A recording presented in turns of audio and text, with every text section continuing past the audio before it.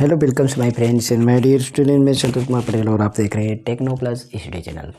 तो आज आपके सामने मैं फिर से ट्रांसलेशन लेकर आ गया हूं, जो कि इंग्लिश ग्रामर में, चाहे 9th में, 10th एंड 11th 12th किसी क्लास में हो या अदर्स किसी भी आप कहीं भी तैयारी कर रहे हैं, मतलब जिसमें आपको हिंदी से इंग्लिश में बनाना हो तो आप आराम से बना सकते हैं कुछ इस तरीके से, जिसमें आपको ज़्यादा से ज़्यादा ग्रामर सीखने की ज़रूरत नहीं, बस थोड़ा सा एक चीज़ सीखने की ज़रूरत है, जो भी है आपका मीनिंग क्या करना है। मीनिंग को आप धीरे धीरे करके याद करते रहिए, थोड़ा थोड़ा करके।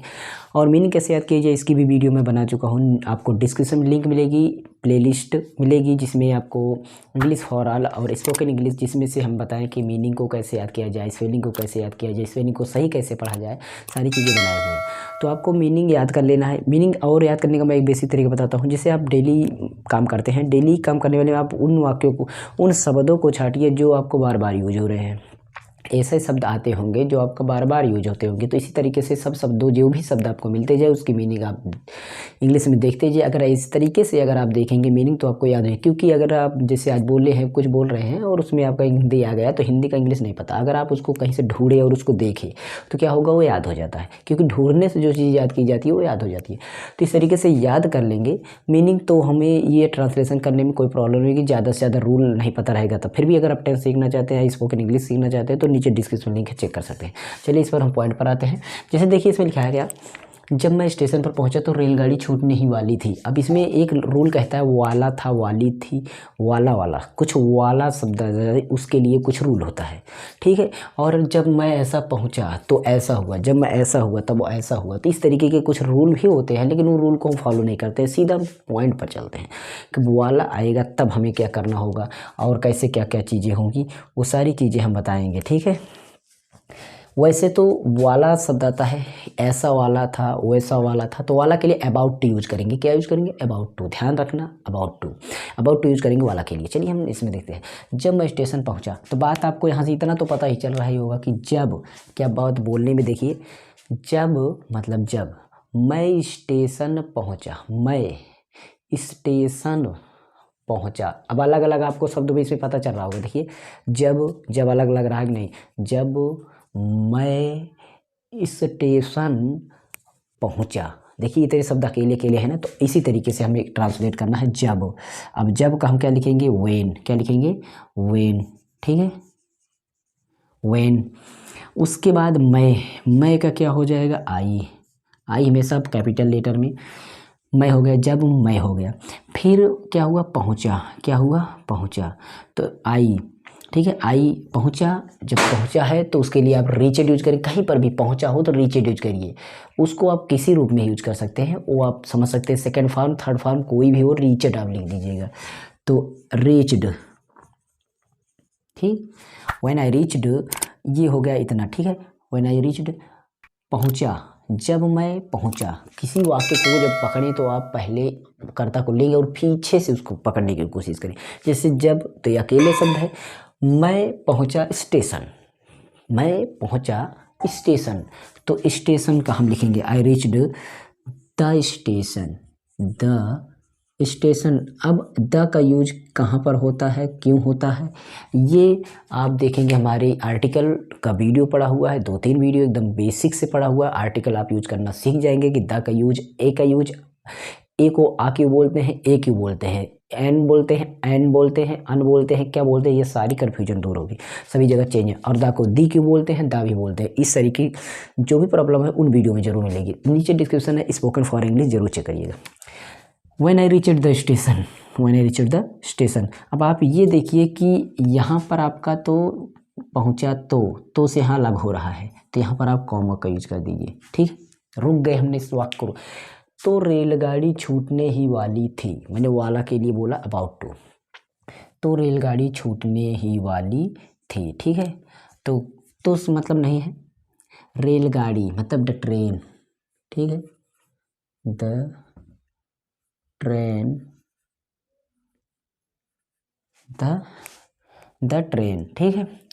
The train was, the train was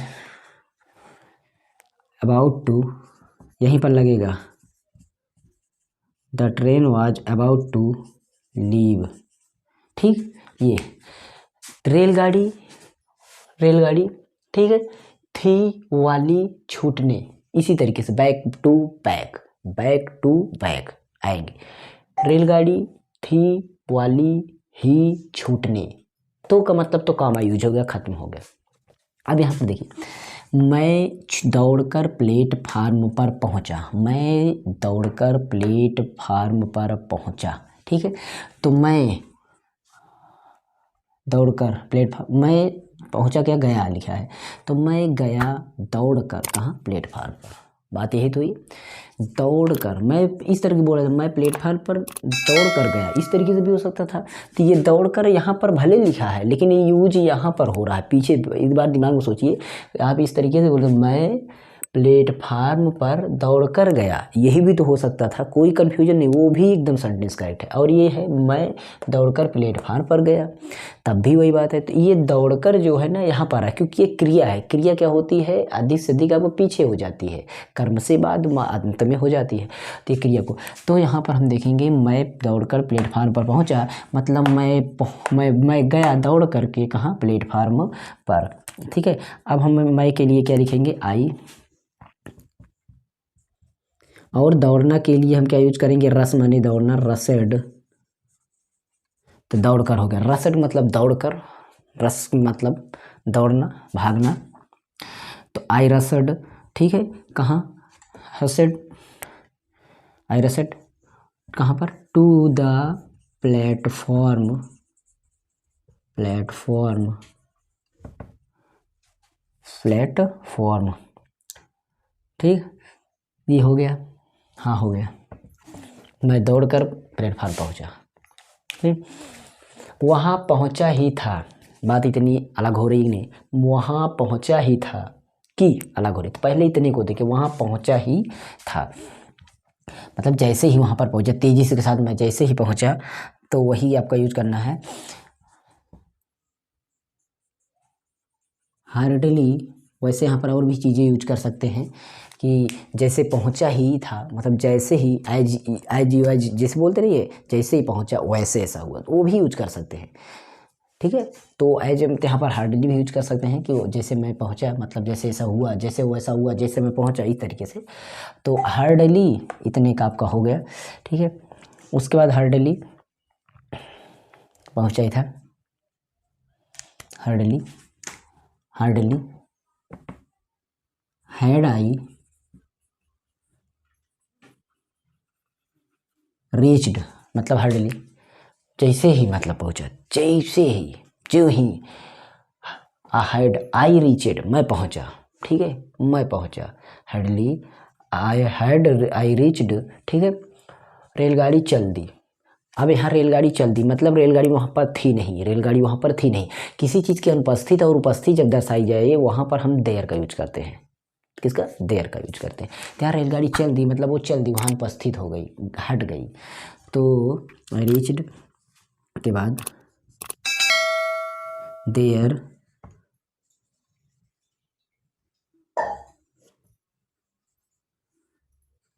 लेकिन अनुपस्थित के लिए देयर यूज करेंगे, तब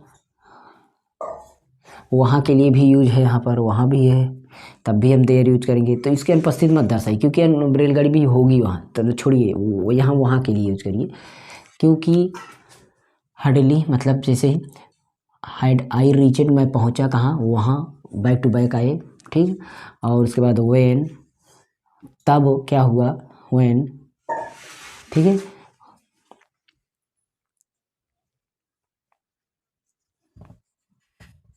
it started off, started off, उसके बाद रेलगाड़ी चल दी, गाड़ी ने शीघ्र ही गति पकड़ ली, गाड़ी जो है वो पकड़ ली, क्या, गति जल्दी ही। तो अब इसको किस तरीके से किया जाए, ये चीज़ आपको ध्यान देना है। तो सबसे पहले हमें क्या करना है, गाड़ी शीघ्र मतलब गाड़ी जल्दी पकड़ ली गति, तो गाड़ी का आपका हो जाएगा क्या, ट्रेन,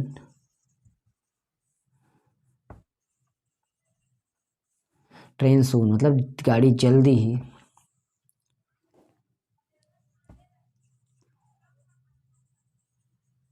गेदर माने इकट्ठा करना, ठीक है। गेदर, गेदर्ड माने इकट्ठा, मतलब इकट्ठा, एक जगह इकट्ठा हो गया, क्या गति। गेदर्ड स्पीड,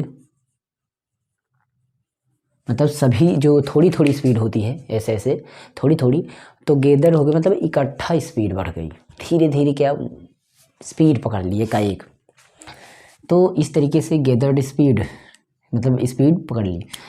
और एंड मैं एक मूर्ख की तरह उसे प्लेटफार्म से बाहर जाते हुए देख रहा था। मैं ठीक है। तो मैं जो था देख रहा था, मैं जो था देख रहा था, ठीक है। तो आई वाज माने था, देखना का हो गया वाचिंग, मैं देख रहा था, यहाँ खत्म हुआ क्योंकि यहाँ से देखिए मैं से लेकर के यहाँ तक सेंटेंस है, इतना बड़ा है। तो मैं देख रहा था, मैंने बोला पहले सेंटेंस पकड़िए और पीछे पीछे बैक टू बैक आइए। तो आज वाचिंग इट, क्या यह, किसके, लाइक, मैं देख रहा था इसे, क्या, लाइक किसकी तरह, लाइक ए फूल मतलब मूर्ख की तरह, पासिंग, क्या पासिंग, जाते हुए, चलते हुए, गुजरते हुए, क्या पासिंग हो रहा था, पासिंग आउट ऑफ, मतलब वहाँ से गुजर रही थी, वहाँ से बाहर जा रही थी प्लेटफार्म से। तो पासिंग आउट कहाँ से, ऑफ द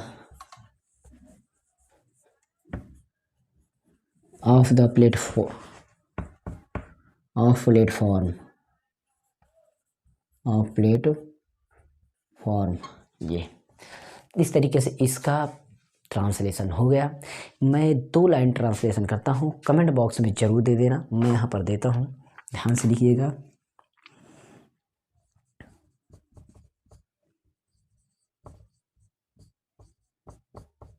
वर्षा कल होगी, दूसरा देखिए, यहाँ नहीं, यहाँ दे देता हूँ,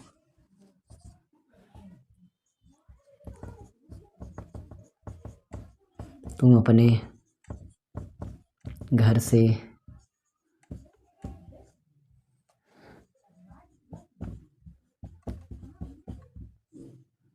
आओगे, तुम अपने घर से कब आओगे।